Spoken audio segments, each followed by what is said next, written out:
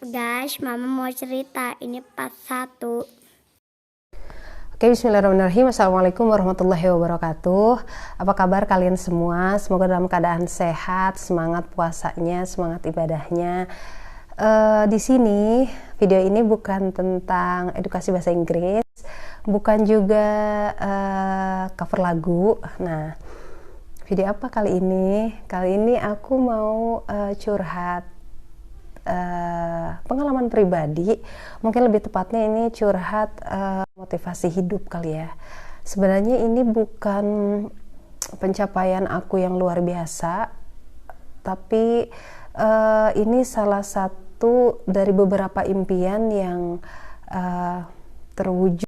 Mimpi kecil sebenarnya, nggak mimpi yang gimana-gimana, bukan impian yang wah banget gitu. Cuman mudah-mudahan ini bisa jadi motivasi kalian yang punya impian tapi kok impiannya belum terwujud juga gitu. Jadi gini ceritanya, langsung aja ya.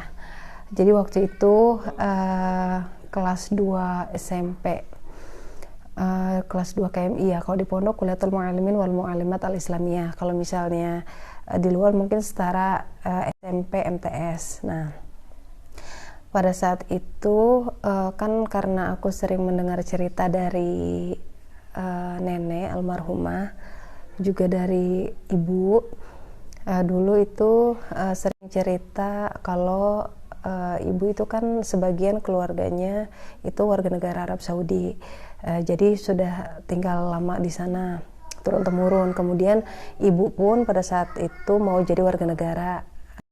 Nah, singkat cerita ya, mungkin ini ceritanya bakal panjang, tapi mungkin akan ada part-part selanjutnya, nggak apa-apa lah ya. Jadi setelah itu ibu selalu cerita berangkat dari Jakarta ke Arab Saudi itu pakai pesawat gitu kan. Terus cerita dari abah juga kan, abah ketika jadi petugas haji dan lain sebagainya itu kan selalu menceritakan naik pesawat itu seperti ini gitu kan. Kita yang anak-anak, anak kecil pasti itu kita ngerasa yang ya Allah enak banget sih naik pesawat gitu kan. Naik pesawat tuh kayak gimana rasanya, naik burung besar. Namanya anak-anak kan dari dulu kita selalu kayak apa ya, selalu terbayang-bayang lah yang namanya helikopter, pesawat dan lain sebagainya.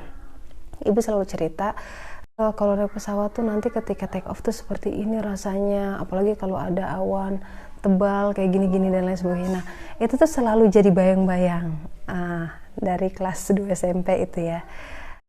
Nah, terus dari situ muncullah impian-impian, ya Allah pengen banget sih naik pesawat, gimana ya rasanya bisa naik pesawat.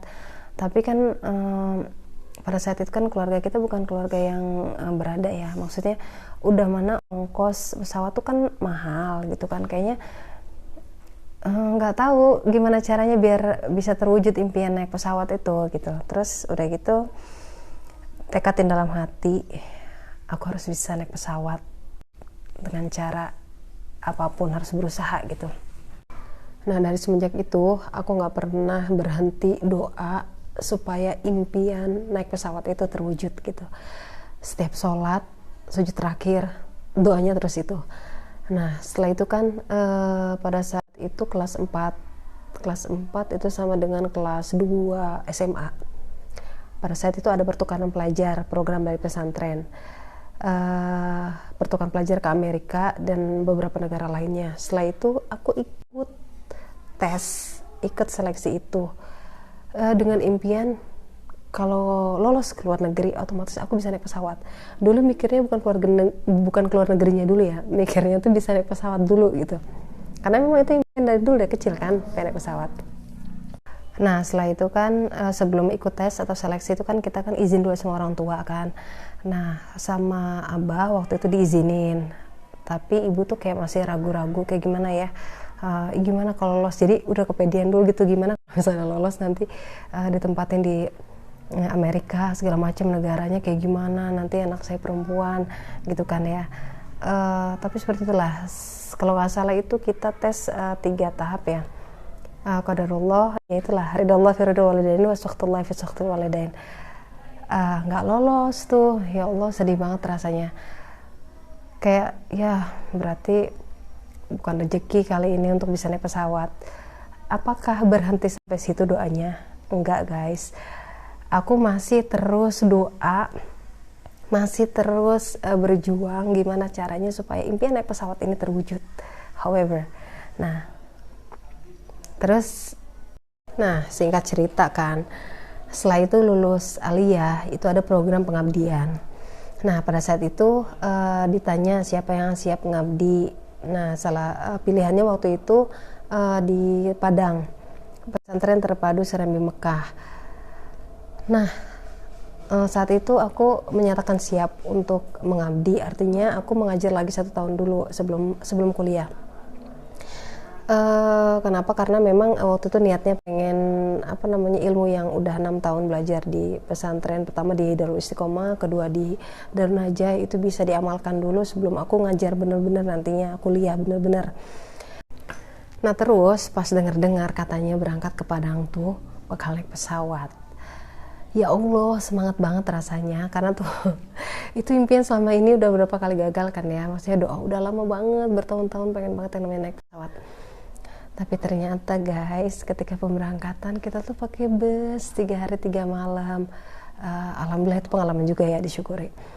Ya tapi dalam hati ya berarti gagal lagi dong naik pesawat gitu. Kapan nih bisa terwujud naik pesawat? Nah udahlah kan. Terus di pertengahan pengabdian itu kan ada perpulangan. Nah that was my first time naik pesawat guys. Itu ya Allah seneng banget, akhirnya terwujud. Bayangin, kalian bisa bayangin megang-megang kursi pesawat, ya Allah, ngelihat ke jendela pesawat terus kayak seneng banget. Doa selama 6 tahun untuk bisa naik pesawat baru terwujud saat itu gitu kan. Nah itulah artinya doa itu ibarat mengayuh sepeda. Semakin sering kita mengayuh, semakin jauh kita mengayuh, akan sampailah kita ke tempat tujuan. Begitupun doa, semakin kita ulang-ulang doanya, terus-terusan kita yakin akan terwujudlah gitu impian kita itu, apa yang kita inginkan, apa yang kita doakan. Nah setelah impian itu terwujud, untuk pertama kalinya aku naik pesawat, apakah doa itu berhenti? Enggak. Aku masih terus berdoa, masih hingga detik ini pun masih aku panjatkan doa itu. Beberapa doa yang masih sering aku ucapkan hingga saat ini tuh, ya Allah semoga aku bisa haji dan menghajikan orang lain, umroh dan umrohkan orang lain, bisa study luar negeri dan keliling dunia, anak-anak juga bisa merasakan naik pesawat dan keliling dunia. Itu masih doanya. Kenapa? Karena aku berpikir bahwa bumi Allah itu bukan hanya Indonesia, luas, masih banyak bumi Allah yang lain belum aku kunjungi, dan itu impian aku banget mau merasakan. Oke, singkat cerita kan, udah tuh impian yang pertama naik pesawat itu sudah terwujud, alhamdulillah. Terus impian selanjutnya yaitu gimana caranya biar bisa keluar negeri. Nah ini adalah impian yang agak sedikit sulit kan, mikirnya aduh gimana caranya ya Allah biar bisa keluar negeri. Singkat cerita tuh kan, setelah pengabdian itu dikasih tawaran beasiswa dari Pondok Pesantren Darun Najah Ulu Jami Pusat, kuliah di Syria.